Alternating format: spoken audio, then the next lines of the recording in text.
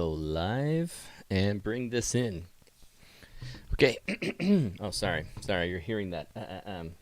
You're getting all that audio before it even starts going live. But hey, pre-show. So we're about to go live, and Tim Farmer's been asking me this question for a while because I just can't seem to get him logged in to my email. And he wants to join the email list so that he can get notified of things. So today, I didn't notify anyone, Tim. So today you weren't actually notified.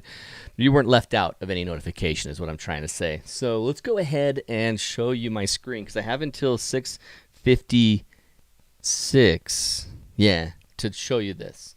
I can share the screen. So even though you guys are sitting here. So Tim, if you go on to, say, any of my websites, really any of them will take you to workshops, but otherwise just go straight to workshops.photogadventures.com. So if you typed in up here, workshops.photogadventures.com, and let me know when you are there. If you're here, man, I need to update this. This has already long happened. Crap. I'm still behind. Guppy Guy's here from Boise. Hey, Boise. Hey, Boise. Hey, Guppy Guy. Bill Vinson's here. You're welcome. I'm stoked that you guys are here. I wasn't sure who would show up just because I didn't notify anybody, and I didn't get the pre-recorded video made in time. And so since I'm leaving tomorrow morning early and not today, I was able to actually go live, and just instead of having nothing at 7 p.m., I'm live. And here I am, but I need to get another Coke. I want to drink a Coke. Although drinking Cokes on live streams are not good. They make my voice phlegmy. I'm at workshops. Oh, okay, cool. You're at this page. So you see this page as well as I do. Now, some of these workshops, I don't have the buttons yet. You click on any of these web page under construction, they take you nowhere. Because I was selling discounted versions of them, plus I also have to get to that work, and I have been pulled away. This work I'm constantly pulled away from. And I'm also, full disclosure, I'm also just resistant to do that work. It's such a chore, and I haven't gotten it done yet. So if you see the ones that are yellow, though, any of these yellow ones, for instance, I have 2 Bistai Badlands slots left. Let me click on that one. You can go into the Bistai Badlands workshop page, and from here is what you should see. Now, if you're on your phone or a mobile device, Tim, it doesn't work the same way. But on a computer with a mouse, like you can see my mouse right here, and I go up here to the top and threaten the page to go somewhere else. I'm going to go somewhere else now. This pops up, and it says, hey, not interested in this workshop? Would you like to know more about our other workshops once they are available? And it's like, you know what, I would. And you fill that in. That'll get you on my email list as a workshop alert partition. So behind the scenes, I see that you've joined the email list from this link. And it says he's interested in workshops. So every time I do a specialty workshop deal that I give only to people who are wanting to hear about this and not just all of my subscribers, I will send you a message too. Otherwise, you'll get every other message that I send to 100% of the subscribers. So I've been here too. I've been working on some photos in the background. Cool. Teresa, do you have any good success like your other one you had in Bandon? Because that was a good image. Loved it. Oh, how am I doing on time? Oh, crap. Went too long. Oh, well, that's okay. We're going to go ahead and go live here after the pre-video recording. Let me ask real quick. Everyone hear me pretty well? No one's responding and saying the audio is quiet, but the audio is fine. Nothing to change here before I go into the pre-live video before we go into the stream. It still says missing purchase. There is no purchase, Tim. Like, you saw this pop-up, right? And you fill out this and this. So it's like your name and your email address, and you place yes, send me to the alerts. Send me alerts. There shouldn't be a purchase. Okay, I'm going to go show you the video, and then I'm going to fill it out myself and see if I get the weird purchase. Oh, cool. Place is good. Thanks, Wildvine. All right, here we go. Enjoy this tip. Capture practices. The first one is the real critical one, and this one is a 2-second timer. Go into your settings and change your drive setting to be a 2-second timer. If you have a shutter release, still have a 2-second timer, because then you can make sure that you're not going to be doing or adding any vibration to your shot. The second thing is making sure you don't move around your tripod. As you're capturing, you've got 8 seconds, 13 seconds, 15 seconds of shutter going off. Don't mess it up by letting yourself bob back and forth on your feet. Don't kick the tripod, obviously, but if you're in sand and your feet were right here, you capture and then you move back, you know what happens in sand. Things start to move. Your tripod might be holding up in that sand, but when you move your foot, it's going to shift. Do not move during your shot. So be careful not to move around your tripod. Now, for some group advice. Group advice is basically if you have others in the area that you showed up to or they showed up after you, here's some piece of advice to make sure that you are playing well and nicely with your other photographers. Get to the point that when you use this guy, you know precisely where buttons are. Okay, change that. The other thing is make sure your back of your LCD screen that you change your brightness all the way down. Don't use it at its full brightness because others around you are going to have you showing up in their shot, or you're going to see light from your camera popping around the terrain and they don't want to have that in their shot. So be polite, turn the LCD brightness down. The last thing I would recommend is that if you have tape, gaffer's tape, make sure the front end of your camera and sometimes the back end that you tape off all the lights. You don't want that light going off next to someone else who's firing at the close sand dune in front of them, and now your red light has spread everywhere. So be sure to tape that guy off. Awesome. You do these things and you will be loved by others who are out there with you. All right, here we go. Let's get started. It's Milky Way Wednesday. Hey, welcome in everybody. I'm Aaron King with Photog Adventures, and it's Wednesday, which is time to nerd out about Milky Way photography. And if you were here last week, you know I said, hey, I'm not going to be here next Wednesday, not be here for the next 3 weeks. Turns out I am. Well, okay. Yes, I am. I was going to give you a pre-recorded video anyway, and I just could not create it in time. Bummer. Rhonda and Tim are working on some stuff in the background, and Tim suggests, hey, let me show you right here. Tim suggests make sure you have gaffer's tape in your bag. Absolutely. Especially if you run into someone else. There's times I've used gaffer's tape just to hold my tripod together, so it can be useful as tape nonetheless. But if you have people around you and they don't want to see your constant flashing screen, flashing lights, and you don't want to bug them and you don't want them to bug you, have that gaffer's tape ready so that you can put it on their tripod. So today, because it's all last minute and I couldn't get that pre-recorded video uploaded in time, if I want the HD to work, I need several hours, and I did not get that. So we're just live and doing a Q&A where I can help you exactly what you here in the chat would like to talk about. If you have nothing you want to talk about and no one wants to hear anything, I'm going to share tips about apps that I love, the apps that I like to work with, and that'll probably get you thinking about questions that you would have liked to have answered. So let me go ahead and close that. Is there anything background that I don't want open? Nope, everything is good. I'm not going to be draining resources. So now I'm going to start sharing my computer screen, but let's get it going. So as you see right here, Tim has made a comment that I noticed easily because it did all caps. Like I ask every Wednesday, if you have a question or a comment that you want me to notice and not miss, make sure you use all caps so I don't miss it. And in this case, since it's going to be a Q&A session, I would love it if you ask your question in all caps so that I notice it and we can go through it. So I'm thinking about those of you who have been here. All of you here, I don't really know the experience of Guppy Guy from Boise. I don't know your experience, but everyone else, I know your experience and I know your skills. And so you might not have as many questions, or you might feel like your question's too involved. If you're thinking your question's involved, don't be afraid to ask. If you are brand new to Milky Way photography and have an absolute newbie question, go ahead and ask me. Let's go for it. Let's throw down some questions and get going through this, because I didn't want dead air and dead space on the channel tonight at 7, so I wanted to go live anyway. But like I said, if none of you have questions and you'd like to get out of here early, let's do it. Let's enjoy it. I wouldn't mind having dinner, let's be honest. So Rhonda, I was just trying to get on the email list. Okay, let's do that. Let's solve this. I think we have solved it here. So if you go to my screen right here, if you go over to my workshops page, you'll see that I haven't updated this because I'm behind on some of my chores. But you can see that there are multiple websites that are still being created. I'm updating their dates and times and links, and I haven't put them up there yet. But there's some that are done, like Bisti Badlands, Faroe Islands Summer, Oregon Coast, and Trailblazer Adventure, which I need to update remaining because I only have 2 slots remaining as Rhonda has joined us. So we got Kaveh, Rhonda, Ray, and Kathy. That's 4 of us in the 6 are all set. We had Dave, but we lost Amaki. We lost Dave, unfortunately. So I got a few questions coming up, even from my friend Wildvine, who's up there. My friend Peter, who's up here, and asking a question. Cool. Thanks, man. So then let's go through. Aaron, have you ever done the 30 image stack method from Tim? And from Peter, can I do Milky Way photo with an iPhone, or do I need an expensive camera? Ooh, cool. Man, okay, you've opened me up to something that is going to mean that I need to clean my photos. Oh, I had a text from Rhonda. Is there Milky Way Wednesday tonight?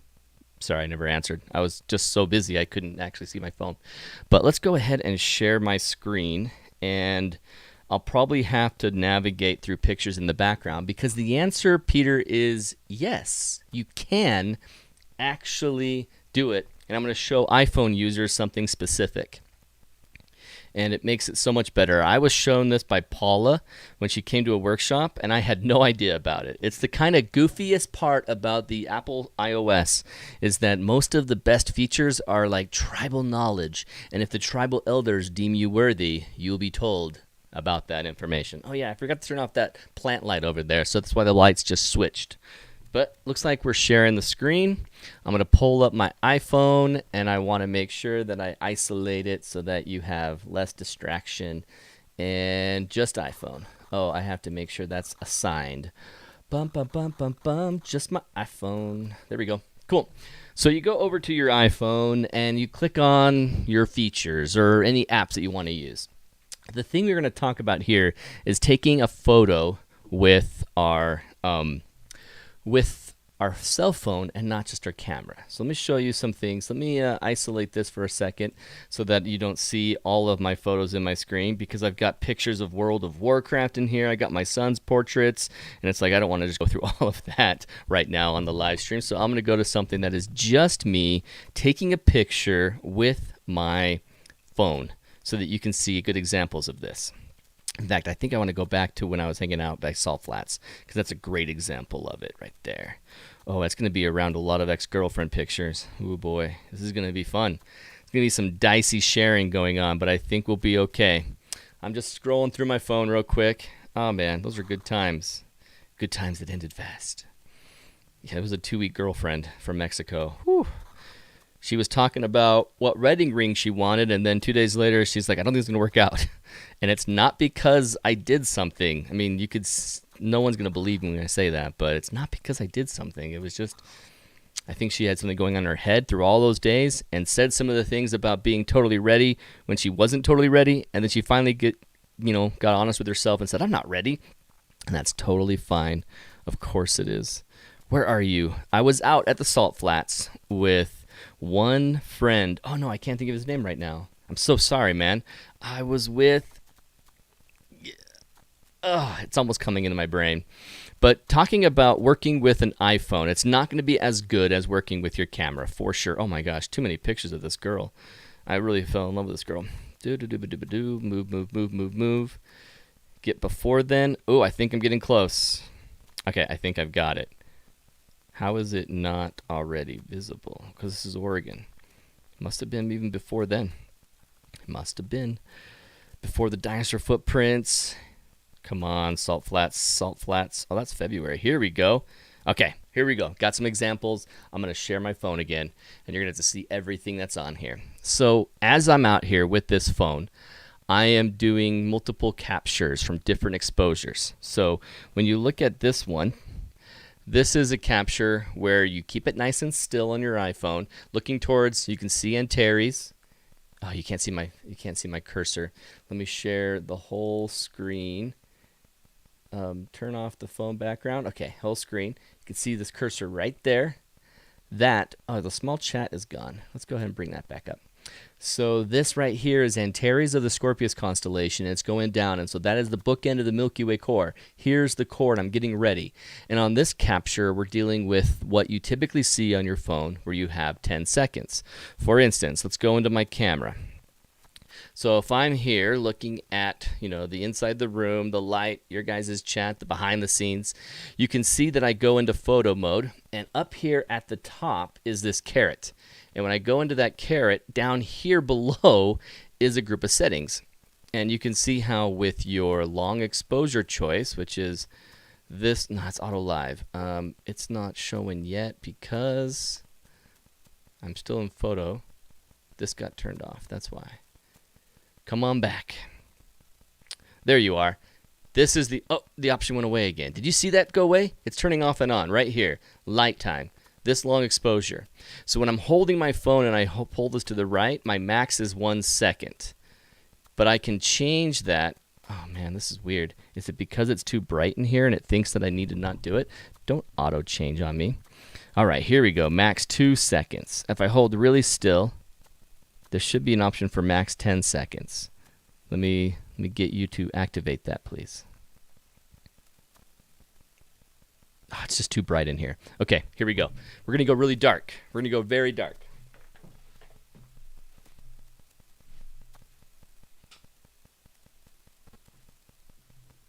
Echo. Turn off the studio.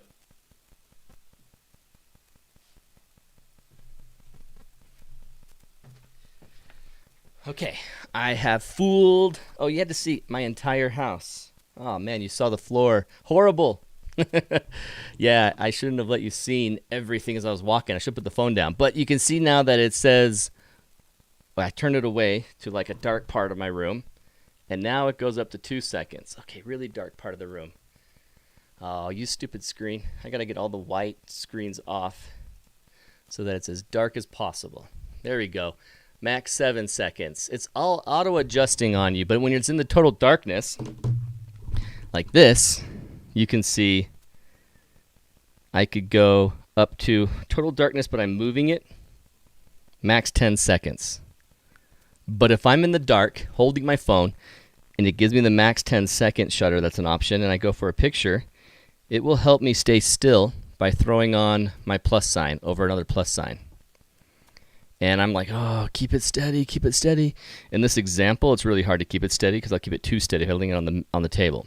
But imagine if I had a tripod or I leaned this up against something and I was not touching it. The 10 seconds, max 10 seconds, changes to 30 seconds.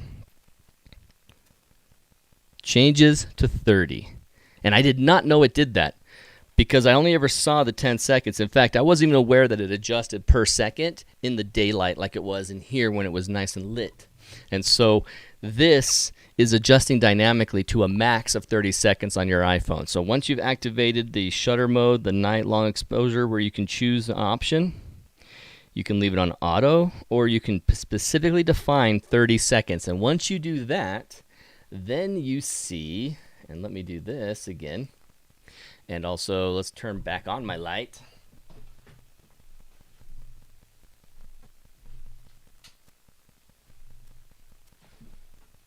All right.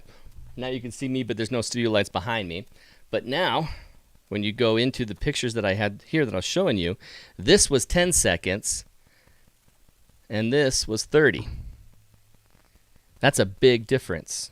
That's a massive difference. This is the first time using my iPhone. I don't like it. LOL, Angelo. So this is a big difference in exposure when you get to those 30 seconds. So let me show you some examples of that again. And I'm going to navigate out. Here is us sitting in front of it with the long exposure on a tripod so I can do it. It's not perfectly blur free as it's moving a little bit in the wind on this tripod, but you can see it work. You can see how it's going and showing up. And yeah, exactly, Play. It's a huge difference. Let me stop showing the screen for a second here while I navigate past a lot of girlfriend pictures to another example of it. Here we go. So, and boom. So here's my group out in Escalante. And that's funny, I said just iPhone. Oh, because the picture is making it go black all the way across. That's right. So here's the picture as I was getting ready. And then you can see them in front of the rocks a little bit at 10 seconds. But then 30 seconds, boom. It's a massive, massive difference. So, how long is exposure on that? Just 30 seconds. It's the iPhone taking a picture 30 seconds. And like I was showing you here, like it goes into the mode only when it's dark. Like that mode only shows as an option up here. Am I? Yeah, I am. Let's go to the full screen again. Turn off. There you go. Up here, you can see this option shows up. When I lift it up and it gets light, it'll change its mind on whether that's an option that's allowed. If I hit the caret that's up here, and open up the menu down below, you can see that it's going off and on depending on how bright it is. I'm in Faroe Islands, it's nice and bright. I'm here in Mordor, it's nice and dark. Back in Faroe Islands, I'm looking at something else. Here we go. So this is going off and on based on how dark it is. So if it's dark outside and you pull your phone, you will see this option. If you're sitting in your room right now, you probably don't see that option until you cover the lens and make it think that it's dark. And then once you click on this option, you have the choice, if you're holding it and moving it, to go to a max of 10 seconds. And that's what I thought was totally the limit of it, and you couldn't do any better.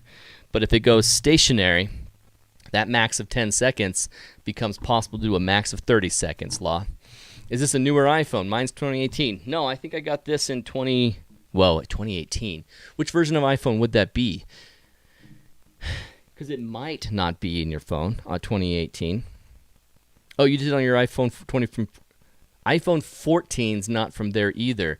Let's just look and see what time an iPhone came up with that. iPhone model 2018. So if you got the brand new one in 2018, you got the iPhone XS, XS Max, XR. Doesn't have a number. The iPhone 11, is that 2018? That's 2019. So iPhone 10. Yeah, XS, of course. That's saying 10, but 10S, 10. Yeah, of course. So it's the iPhone 10, and I do not believe it will. iPhone model 2018, let's see, iPhone 10 have, what is this mode even called? Night mode? Does iPhone 10 have night mode? You can use night mode with iPhone 11 and later. Oh, I need like a sad trombone sound to play right here. That's a bummer. Yeah, you can't. It's iPhone 11 and later. So now, Law, you need to go find your partner and say, hey, it's time for a new phone. I need it for my photography. It'd be fantastic. iPhone XR, so I'm using. Okay, cool. So showing you all my clutter in this office where I packed up all my stuff right there. I can't wait to go back and see what horrifying mess I showed you with my phone as I walked out with it. Terrible. But this is what I do for iPhone photography. That's how I use my phone, and I enjoy the scenery of my tripod, the group I'm with, and the Milky Way, and get kind of some context in as to what's happening. I don't think I'll find it fast, so I'll take you through this gnarly adventure together. But I took a picture in January of it was Ida. Ida was with me out there in January, and we were up at Delicate Arch. And up at Delicate Arch, maybe I can go by maps. So, places, do Southern Utah, Moab. Here we go. 600 images down there around that spot. Let's go to the most recent. Sorry for the crazy, heinous, like, spinning brain going on here and making, one of you said you're tripping. This is the best I could pull out with her and I there at 10 seconds and holding as still as I possibly could to show that she's capturing Orion plus Delicate Arch and enjoying that. I can't do this for all you guys are all watching. How about to go into my Alexa settings? Whew, that was close. You could have ordered some food for me on Alexa. Studio lights on. Studio lights on. All right, there we go. Cool. So, all right, that was a back and forth craziness a little bit as boop. I still showed him anyway. Not that you can get anything information from that page. That page is finally safe. But this is a good first question to start with. Thank you, Play. The other question came from Tim, and he was asking me, go back to this up caps. That's why I asked for that help, because caps helps me find him later. Aaron, have you ever done the 30 image stack method? Oh my gosh. No, because I'll say it this way. I like myself, and that is such a pain. But I do recommend Ian Norman, who is Starry Sky. No, Love. Why am I forgetting his name right now? Ian Norman is. I cannot remember his website. LRGB method. You'll find his video through a quick Google search like that. The LRGB method right here is fantastic. He has a great video on it, a couple videos for it, and he is Lonely Spec. That's what I was trying to think of. Lonely speck. So this is how he processed Orion with this method. And so he captured something like, okay, here's the visible things you can see out of Orion. And in his example picture here, he had about 40 images that he captured and then stacked them and did the LRGB method in Photoshop, where you had the luminance, the red, the green, the blue, and he isolated each one of those channels and tweaked them differently on each channel. So he took the stack and handled it with L for luminance, took the stack and handled it with green to handle that, then he brought the stack and brought it with red out, and then he brought it out to bring out the LRGB green, blue out. And with all of those combined and all the effort that he played in adding higher dynamic like range, making things more dark that are dark and more things that are bright, in the end when he comes to the final development of the image with all those different groups added together, he gets this. And so what was kind of black and white and not visible, I'll just show you. So he's going to show it here. So the final steps of processing will just be to tune the colors of the image. I'll start by selecting the color layer and then adding a vibrance and saturation adjustment layer and then increasing the amount of color in the image. Then I'll tweak the colors a little bit with a color balance layer. Alright, that looks pretty good. So now we'll make some final Okay, so that's about it. So basically he is using this method to bring out color that he didn't have with an Astro. He didn't have an Astro modified camera, and he just stacked a lot and brought out more data. But the intense work on this is a lot, and you do need to make sure you put some good effort into it. So I haven't done it yet, Tim. I recommend it for anyone who wants to try that, or you could just go the easy route, talk to Clarence Spencer, and get yourself a camera modified through spencerscameras.com. So I recommend that. The next question came from Rhonda. If I have the new Canon 100 to 500 lens, will it allow me to get really close to the Milky Way, tongue out? Are you asking me if you personally will be close to it, Rhonda, or are you asking me whether a zoom lens zooms in? Because you know the answer to that. I'm not sure what the emoji necessarily means if you're just like messing with me. Chief Aaron, Tim Farmer says. But yeah, absolutely. That is a definite beginner question. I said no question was newbie enough, and so let's tackle it. And let's go ahead and use my phone as an example to tackle this question from beginner Milky Way photographer Rhonda. So if you go right here to Sky Guide, and this is my favorite app in an iPhone to use to see the night sky, because the images that make up this whole, sky is actual image. It's images that have been stitched together, and you can see everything in great detail. For instance, we were just on Orion. So let me go ahead and just stop the camera from moving around and control it myself, and let's zoom in on Orion. As I zoom in on Orion and go to what is the Orion belt, I start to see detail that you wouldn't necessarily see with your naked eye, but with a photo that's captured, you can zoom in on the belt and see even more. Like, oh, it's really red over here. What's going on over here? Oh, what's going on over here? Oh, what is going on right here? That's the Horsehead Nebula. And this is not a fake version that's been drawn by an app. This is an actual photo. For instance, I have Star Walk that I got originally, and I thought that was the best, and I couldn't believe I was going to use anything else because I thought it was so cool. But then just look at the Milky Way. Look at how bad that looks. Eesh. Ugh. Now, where's Orion? It's underneath here, but I can't control it the way I want. Orion, where are you?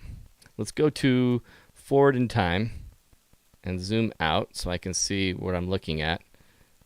I am turned around. Okay, Orion's going to be... Pause, stop. Gads. Okay. Once you set it in motion, it does not stop motion.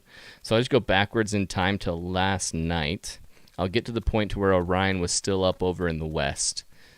And we're looking south. Let's look west, and let's get it to... Okay, I'm controlling it. Oh, all right. Can I stop it? Yes, I can. So this is Orion on this app. And you can see how Orion doesn't show any of the reds as I come in, but some of the close-up stuff, it starts to zoom in. Now, this is the belt up here. Let's go to where Horsehead Nebula is. Actually, it doesn't even exist. It doesn't even exist. It only shows Witch's Head, kind of. Oh, that's terrible. It has Orion Nebula right there. Yeah, but that's not representative of what the night sky looks like at all. So I don't recommend things like Star Walk. I recommend Sky Guide if you have iOS. For some beautiful reason, Apple decided to buy it, And now it's only available to us. Sorry, more exclusivity, I guess. But I love this app. And so if you had a lens, let's talk about it. Doo-ba-doo-ba-doo-doo. Let's go ahead and, I've not done this in forever. Let's do fields of view. And I want to go ahead and change it to, this is for eyepieces, astrophotography. Let's go ahead and do a brand, Canon. Actually, what is your brand? What is your brand, Rhonda? Help me out there. The small live chat. Come on back. Come on back so I can see it. Year R8 mod here. Yeah, R8 mod here. Yeah, Spencer's. Rhonda's like, I'm messing with you. Yeah, okay. I figured. But let's go ahead and tackle it. This will be a fun example of using Sky Guide and changing something based on your phone. Your camera. So go ahead and tell me what camera you have. I know this is going to be about 30-second delay before I can actually see what she's writing. Wild says, I love the Night Sky app. Yeah, it's fantastic. Tim says, you're a troublemaker, Rhonda. While I'm waiting for her response, it says, Loss is like, glad I could stop by. Sadly, I have to head out, but have a great stream. Very cool pictures and awesome topic. Cool, Law was. Oh, is Law Isaac? I don't know, but he might be.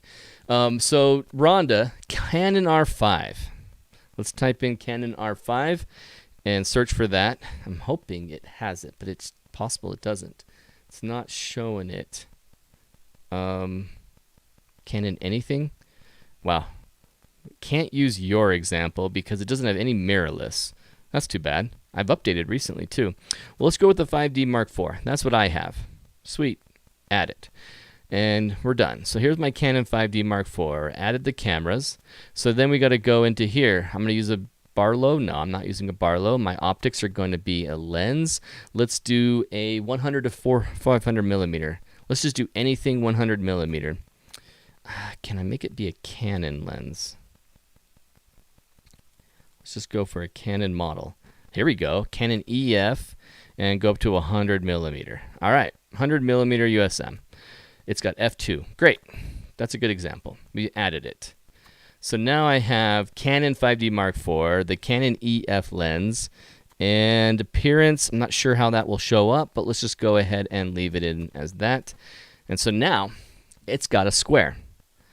It's got a square showing me how much is in frame. So if I was thinking, I'm going to capture Orion, I can't wait. It's like, oh, can I fit it in here? Actually, I can't rotate this, can I? It won't let me rotate Orion. Can I get it to stop? Compass on, compass off. Can I rotate? It won't let me rotate. So I can't handle the rotation of trying to squeeze in Orion in the long way, but you can tell that Orion just does not fit. So I'm like, oh, okay, well, what could I capture with this? If I captured Orion's belt, I would see Barnard's Loop. I would see all of the foot of Rigel and the belt, but I wouldn't see any of Betelgeuse and Bellatrix. So let's go back into my settings and change my field of view and do a different lens. Let's change it to another optic. Let's find another Canon model, EF, and she has a 600. 100 to 500, she said, or 600?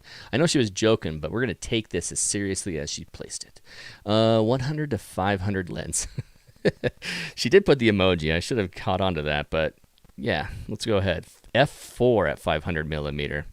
That's going to be rougher for exposure, but it's going to work. It's going to work.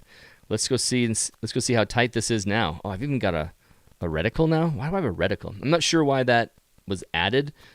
I may have accidentally clicked it when I was turning off, but if I was using her at fully zoomed out, I could really capture a great view of Horsehead Nebula. And that would be fantastic to use her 500. Oh, man. Man, someday my walls would be lined with these deep sky shots.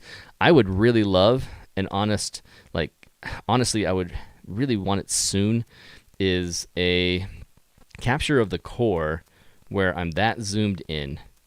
This is not the core over a horizon. Let's just go forward in time.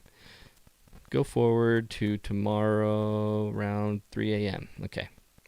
Where's the core at? What month does it think it is? Okay. This is February. Oh, it's in May. That's why it's up there. But if I was to zoom in on the core, Imagine like a row of Fuki. Ooh, that would be almost good at 600. I would zoom back out, or this is 500. I would zoom back out to 400, 300 probably to capture a whole row of Fuki with this. That would be gorgeous. I wish that red reticle was gone. But you can see how intimate and close that would be. So if you're thinking, I've mentioned in the past that you're kind of a masochist if you're capturing with the 100 millimeter or 50 millimeter. In fact, Daryl's going to be capturing with the 100 millimeter this weekend. And so let's go ahead and see what his experience is going to be like at 100. That's a full thing of core. And if he was to do a panorama like up and down, how do we figure that out? If I was at 100 millimeter, how many rows and how many images would I have to capture to make that work? Let's jump into Planit. Planit Pro actually has a feature for this. And so with what is going to happen with the 100 millimeter, let's go ahead and change this to I can't point to things, so forgive me that you can't follow along very easily, but I'm going to new plan, hitting the paper button to make a new plan. I'm going to release nothing, stay exactly here. The plan I'm going to rename for just pano example, 100 millimeter pano example, and I will do it from this location because the location I'm going is a secret sand cave, and a pano. My Spanish keyboard from my recent Spanish girlfriends has made it so that I have a cedilla for my ends. But who cares? 100 millimeter pano example. For here I'm in Factory Butte, and I'm looking already at Factory Butte from a certain position, so that's great. That'll be good. My subject is set. It's set right here with the red pin, and the blue pin is where I'm standing. With the 100 millimeter, that's kind of crazy, so let's back out to the road. If I'm going to go for a 100 millimeter pano, I'm going to make my life easier and not hike it all and just do it from the road. But now I got to set some settings. If you don't see this already on your screen, maybe I should bring that back up. Let me go ahead and allow you to see the whole thing so you can see my cursor. So right here, you know what? We're going to go an extra step, settings, and we're going to change something on my mouse pointer, make it nice and large, make my cursor nice and pink. So, that's so stupid. It goes big on my screen, but it looks small on yours. I forgot that's what happened. That's so stupid. Why does that even happen? So let's go back to the mouse pointer and make it a normal size, but I'll keep it pink. That way it's normal size, I can use it. So this right here is the button to go into VR mode. This right here is an option of information that you may or may not see depending on hitting this tiny caret right here. So that caret right there could be any one of these screens. Aerial photography. Now I've got this overlay. I hit that button again and I change it to what I want, which is focal length. And now I have the option to find my actual lens focal length. And I'm going to tap on the 14 millimeter, and I'm going to scroll through here and choose Daryl's lens of 100 millimeters. Now look at how narrow this little spray of green is. It's this long shaft, this narrow shaft that's going out from my camera where it's cutting off everything right here, but the further away from me it starts taking in more, and taking in more, and actually it looks like my subject is almost entirely in it. So I can move this up and down. I can control that spray back here. Come on. Oh, I'm resizing the spray. Don't resize it. I just want to move it up and down. Okay, let's make it up and down and do this. And then change the size to 100 millimeter. And that may or may not. Oh, yeah, that's pretty good. All the way to the bottom of Factory Butte to the top of Factory Butte. I've included in the 100 millimeter. So now I can see an example of the subject I want in the frame. It's all in frame at 100 millimeter. But now I want to get an example of how do I handle this as a panorama. Down here on this button, I'm going to go into it. But before I go into VR mode, I'm going to change this from single image to panorama. Hit that panorama button. And now it's saying, hey, your panorama, do you want it to be 176? No, let's do a full 180. Just round number, 180 degrees in front of me, 100 millimeter, and I'm going to use portrait orientation. Let's go ahead and see it in the VR mode. So I go into VR mode and look at this. It is incredibly narrow and tiny on my screen. I can barely see anything. But up here, it has the option for portrait or landscape. Landscape will be even more narrow. That's me at landscape mode. Here's me at portrait mode. So it's like, okay, this is what you're working with. There's the landscape, And this is your panel from right to left. Now what's interesting is in portrait mode right now, there's so many dots. Like right here, you see those green lines, those dashes? There were so many of them when I was out at 100 millimeters because I'm pinching and zooming. When I go back out to 100 millimeter, once I get past 96, it stops drawing those lines that I needed. So let's go for our sake. Let's just do a 90 millimeter where we can still see those lines on the screen.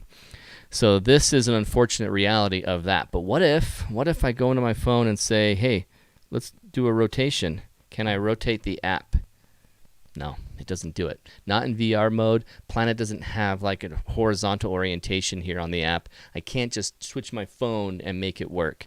But here at 90 millimeters, I can see these green dashes. And each green dash is a representation of an image I should take. 1, 2, 3, 4, 5.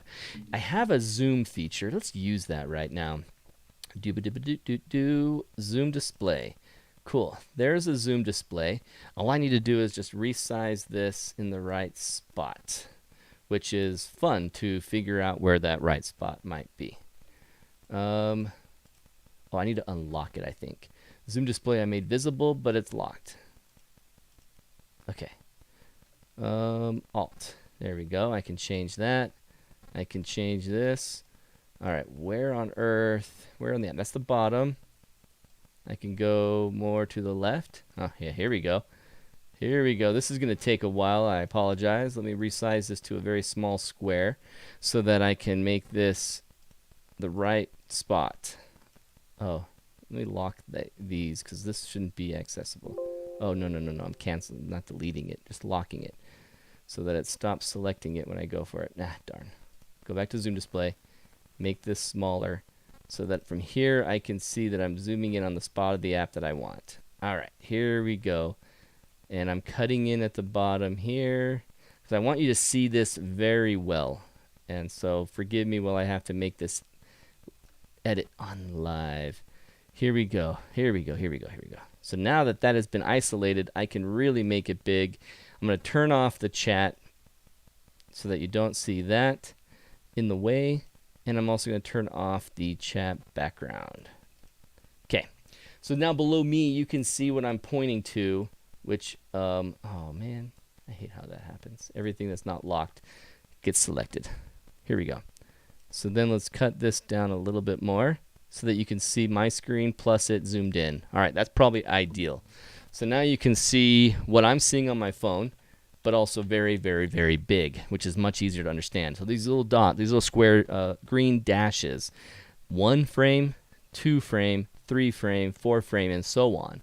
And everywhere that it shows an overlap, it's being handled by the decision that's made up here on how much overlap you want to hit. If I was to tap that 18 out of 10, it's saying I'm going to have to do I'm choosing a 30% default overlap and multiple rows or 1 row. It's like, well, I can do multiple rows. Let's do 2 rows.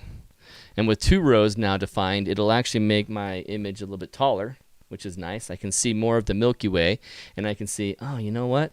More of that Milky Way is visible now. So maybe 2 rows isn't even enough. Maybe 3 rows. Let's click on this again up here and change that to 3 rows. Back. And now I've got a less, same as skinny as long, but not as short. And it's nice and fat now. I can actually see, here's the Milky Way band going up. I can see Orion. If I crop out the terrain like that, I can get everything with a little cutoff of the top. So 4 isn't quite enough, or I should say 3, 3 isn't quite enough to get that. So if I was Daryl and I wanted to capture a panorama with the 100 millimeter lens, and this is 90 millimeter too, so I should definitely go for 4 rows to adapt for that. So this is what I would expect to have to do. And this is why I call you a masochist, because that is a lot of time and work. So we're looking at 1, 2, 3, 4, 5, 6, 7, okay, 18 across, 4 rows up with a 30% overlap. And they've drawn the overlap and visualized it here.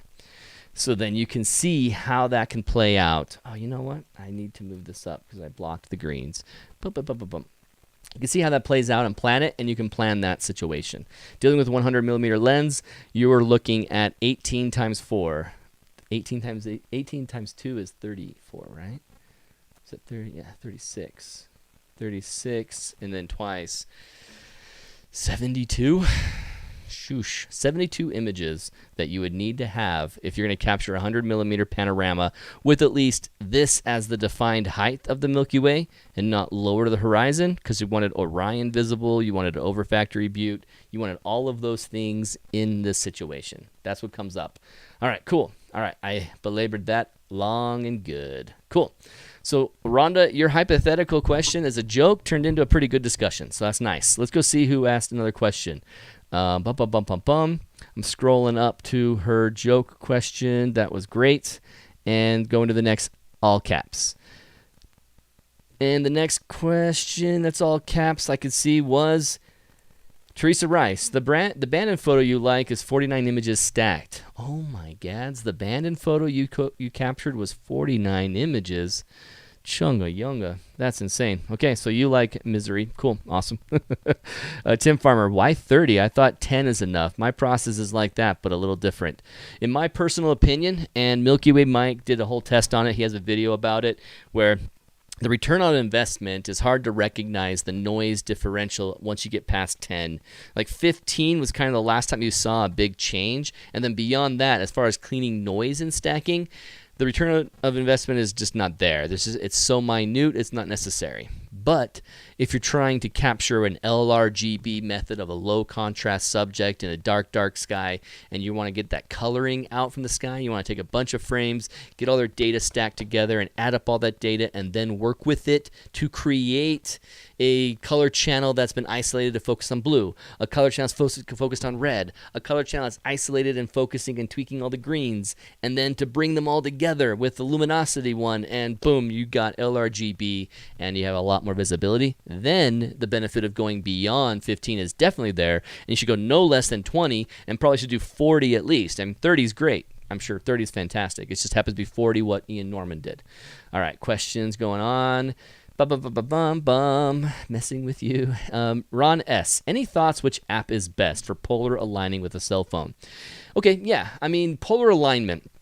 Let's look at the app that I use for polar alignment. Now, let me rephrase that. Let me look at the app that works for polar alignment that I never use. This right here is the PS Align Pro. Is it the best? Because I never use it, I haven't got any test cases to say it's got a better one over here and you should get that one instead. But I can tell you that the quality of this is there for everything you need. You don't have to change or go to anything else. Nothing else would be necessary. When you go in here and you work it for alignment, you're trying to line up your Polaris and other stars in this frame based on your location, and it has even a red screen to help you with it, which is terrific. The only reason I ever use this is when... I can't find it's probably in my bag actually, my laser. I use a laser pointer, and imagine this right here was the back of my camera, and here's the input hole where I can see through to go out the Polaris tracker, which is this guy. For the move shoot move, I don't use anything but a laser, but for this I could do both, and I can use this app right here. So here's where I'm looking through. I'm putting this is like the bulky laser. Put it up against this, and it's shining a laser beam out the front. And if I get that pointed directly at Polaris, I'm aligned. That's all I need to do. I don't do any other work than that, Ron. And so, for instance, if I don't have my right latitude set, and it's not pointing at the right height, I know that it's not pointing at Polaris. Right and left is also solved that way. So everything about my alignment is tackled with the laser, and it makes life so much easier.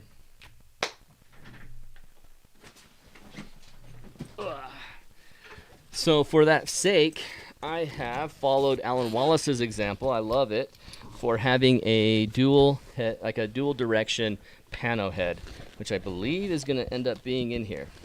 Haha. Okay, this, let me show you on a larger screen. This is my dual direction pano head. I get this on my tripod. I can't hold it very tightly. Like this on my tripod. And with this, all I'm going to be doing is going up or down. So the move, shoot, move attaches right here and goes up or down. And basically what I'm doing is got the laser coming off the move, shoot, move. And once that thing is pointed at Polaris, I lock it in place, done. And the direction of pointing it at Polaris already got solved too. So it's like first I have to go right and left to get pointed at Polaris. Then I notice that it's a little high or a little low. And let me go ahead and adjust accordingly, go higher, and boom, lock it in. My camera's been aligned. My move, shoot, move is ready to go. And I capture images. With this, it's the same thing, but it has that more extra work Astro Package wedge. This is a wedge. I lost my shoe. This is a wedge. And so with this wedge, this is firmly placed on your tripod, and you got tweaks that you can go with this really cumbersome, annoying interface to make this go up and down. And then right and left is sort of tweaked with these, sort of. And most important for this is to put it on a tripod that has a leveling base, and then you can switch right and left without having to move your tripod legs in every position possible. So leveling base plus this, and then tweaking this to go up and down to point at your star, and then point a laser through this is a workable and easy way to work with it. I know that Mary Beth Kaczynski can pull hers into alignment in like 60 seconds to maybe 2 minutes if she's taking her time. So this is not too hard to work with a laser. So I never use, say, this app right here. I never use it. I just don't.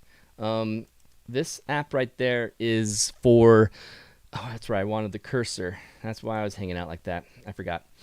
This right here is sweet for that purpose of coming into play in a Oregon location, in a mountains right behind me location. Imagine where I'm looking at you is the Milky Way core, and behind me is north, and that's where Polaris is at. And I can't see Polaris because there's a tree there. I can't see Polaris because there's a mountain there. I can't see Polaris because there's a giant building there. How do I use my laser?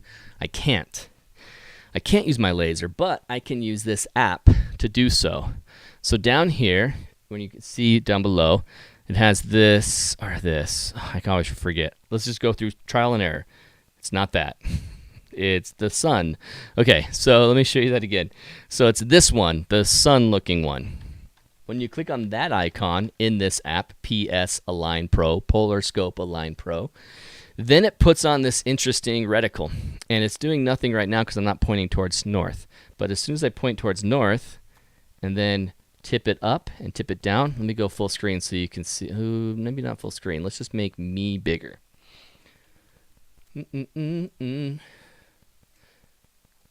don't move everything. Why did it get so stuck? Okay, so now I'm bigger and not covering the app. So right here, I'm turning myself towards the right direction. And I'm there. And now tilting down and tilting up moves this reticle. And when I get this reticle within that first ring, and if I get it in the perfect dot, that's great. So what's happening? I can't see Polaris. I have this on my tripod, so now I got to put this on my phone on this, and then match the angle of this whole device, which is a bit of a process, but it's not too hard when it's on a tripod, but holding it right here is. So then it's like, this is pointing towards the right spot, but then is it tipped the right direction? Nope, not yet. Nope, not yet. Nope, not yet. Nope, not yet. Oh, there's Polaris. I'm very close. Boom, go.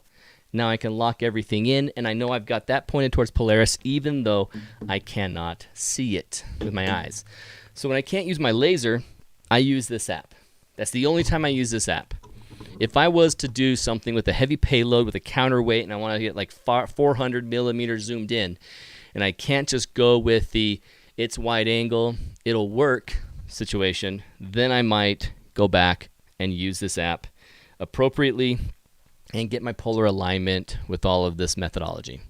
But I've actually only done it once, and I've never done it again. I don't remember it. It was years ago because I like the laser method so much. All right, cool. How are we doing on time? It is 7:44. So I guess I'm using up time really fast. Let's go through. He also said or trees in the way. Answered that. Good. I haven't used many, but I've used Sky Safari Plus and Polar Aligner Pro. So PS Align Pro might be the one he's talking about. Cool, cool, cool.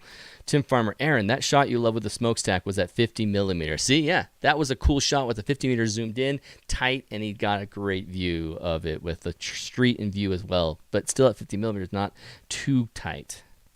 Other than getting lucky, how do you get a good shot of a shooting star? Time lapses, because it is still luck.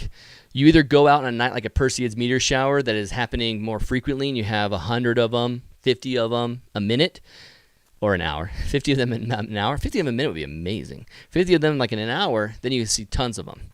Hundreds of them in an hour in a peak meteor shower, then it's got great. For instance, let's look at my phone. One of the features of photo pills that I would use is this feature right here, where I'm in the planner pill, or I could just go straight to meteor showers. And let's look at meteor showers that are coming up. The very next one is April 22nd. It's the Lyrids, and it's the quote for how many per hour is 2.5 meteors and 16.8. Not a very good one. Eta Aquarids. No. Delta Aquarids, that's still only 14. The Perseids of this year, the peak of the Perseids of July 17th to 24th, and this is showing 2024. It has 87.3 meteors per hour. It's not as good as last year. If we change this to last year, can I change it on the calendar? Go to 2023 Perseids. The 2023 Perseids was enjoying a meteor per hour ratio, 78.8. That actually wasn't better than this year. Cool, cool. So then this year's Perseids will be even tighter, even nicer here in Utah. Awesome. So peak at your location. Well, how is that location defined? And that's just basing it off of the red pin of the planner. And if I was in planner already at, this location, which is blah, blah, blah, blah, blah, somewhere in the world, let's go ahead and deal with a close by dark site, the silo. I haven't mentioned the silo in a long time. Jerry Thompson and I go there more than anyone else. The silo. Here we go. Okay, I'm going to put my pin here. And if I'm here, then change my module up top there to be a meteor shower. I'm going to tap this button. This is a button. Tap that, turn on a meteor shower, pick one, Perseids of 2024. Then it's going to tell me, okay, in this location, based off of it, 87.8 meteors per hour. So that's going to be fantastic time. So Peter, how you would get that is to make sure you go on a night that has many meteors. So there's so many per hour that when you have a long exposure running, your chances are that you'll get a meteor in the frame. And that's what we do. We typically just get a nice 20-second shot so that it has lots of time to work, or just have constant time lapse going off. And so I'll do an 8-second capture where it's just never waiting. It's writing to camera, then takes the next one. So it's 2 to 3 seconds in between each frame. And so it's 8 seconds, 2 seconds off, 8 seconds, 2 seconds off, 8 seconds, 2 seconds off. And within that, I'll capture several meteors throughout the night. And that's how I would combine them. All right, next question. Or comment actually from Chris. Aaron, you can click on shots, rotate, and pick your aspect ratio for pano. Yep. He was ahead of me on that. So then you look through, and Tim says, yeah, I saw that in the video, and that's where I got the info. Cool. 40 with the mod, and looks like I'm catching up. I use Photoshop with my Skywalker. It's great. Or PS Align Pro, maybe he means PS, but not as easy as I found Stellarium, but it works well. Aaron, can't use laser during the day. Oh, well, are we talking about the solar eclipse, and that's why you're talking about being polar aligned? Because if I was trying to get polar aligned in the day with this or my Move Shoot Move, then I would use the app PS Align Pro and go for that. I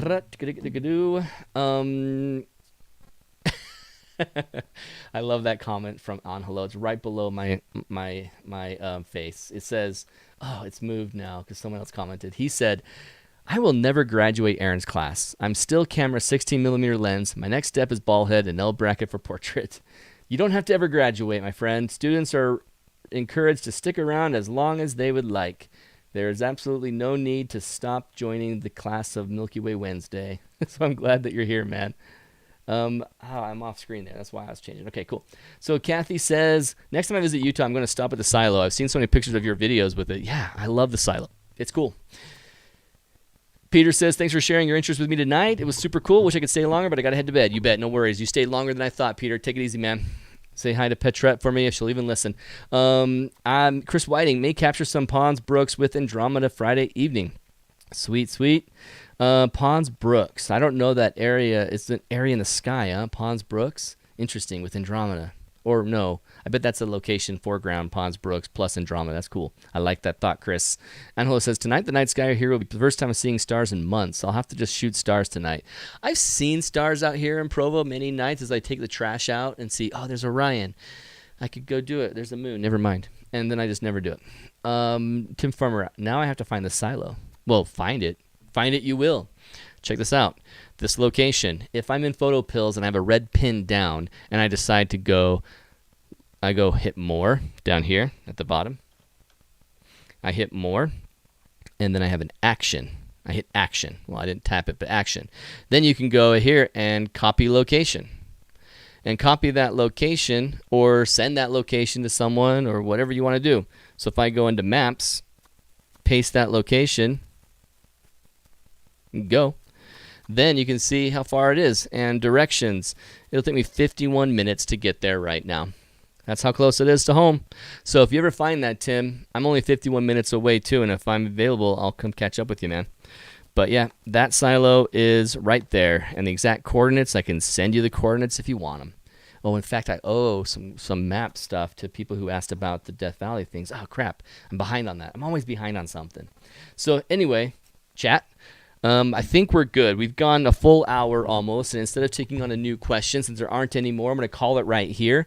But I will be gone next Wednesday. I'll be out and about with the workshop, and the following Wednesday, if I have the time correctly, I believe, yeah, the following Wednesday I'll return. So I'm gone on the 13th, but I'll be back live for Milky Way Wednesday on the 20th, and I should have some pretty good content to share from the adventure that I had for 7 straight nights. Because in this adventure, I'm actually capturing photos too, and using, hopefully using one of Clarence Spencer's astro-modified cameras, and I'll have a lot of answers there to talk about and experiences to share. So you're welcome, Tim, and I hope that you got in. Oh, if you haven't gotten in, Tim, let me just show you this to end this here.